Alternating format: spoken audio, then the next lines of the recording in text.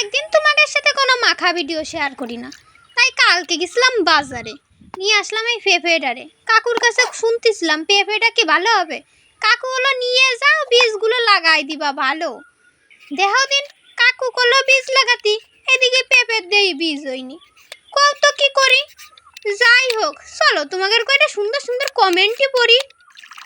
দিদি আমার নামটা প্লিজ নাও। আমার নাম তুলিকা। থ্যাংক ইউ বুনু। দিদি আমি তোমার নিউ সাবস্ক্রাইবার, প্লিজ আমার নামটা নাও। আমার নাম অনিশা। দিদি তুমি আমার নামটা নিচ্ছ না কেন? আমার নামটা নাও। এই ভিডিওতে তোমার নামটা নিয়ে নিছি অনিশা বুনু, রাগ করে না।